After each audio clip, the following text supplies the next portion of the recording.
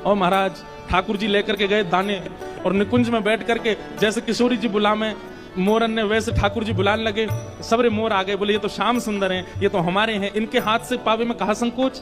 जैसे ही सबरे मोर आए हाथ से दानों पान लगे, ठाकुर जी ने एक एक मोर पकड़ा और ले करके महाराज दूर गामन में छोड़े आए और सब ने सौगंध दिया है, तुम्हें सौगंध है कल रास में मत आइयो, तुमने विक्षेप डालो आ जाए करके।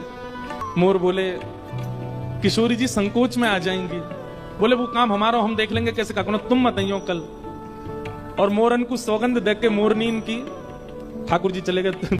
दूसरे दिन रास बिहार भयो, निकुंज में ठाकुर जी श्री जी सब सखियां सब पधारी, रास बिहार भयो। और अचानक वैसे कल की तरह आज भी श्री जी बीच में ही रास छोड़ करके और पोटली लेकर के गई और लेकर के जा स्वर में मोरन को बुलावे करने लगी स्वर, लेकिन मोर नहीं आए। दूर दूर तक किशोरी जी दुख देख करके आ गई, लेकिन मोर नहीं मिले। कभी यमुना तट पे ढूंढे, कभी सघन वन में ढूंढे, कभी कुंज निकुंजन में ढूंढे, लेकिन मोर नहीं मिले श्री जी को।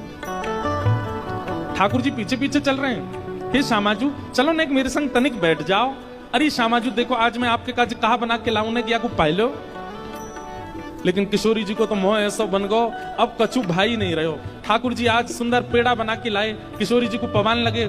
किशोरी जी ने पायो, ठाकुर जी बोले कैसा है, बिल्कुल स्वाद ना है हमें, आप पे बनानो ना आवे तो काय को बनाए करो, मत बना के लाए करो, मैं ही ले आऊंगी अपने आप।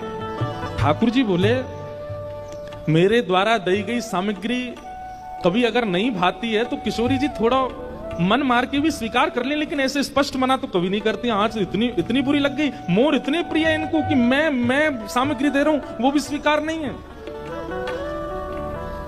अंत में ठाकुर जी मन में विचार करने लगे मोर इतने प्रिय है, अब मोर तो हम पल्ले गांव में छोड़ के आए।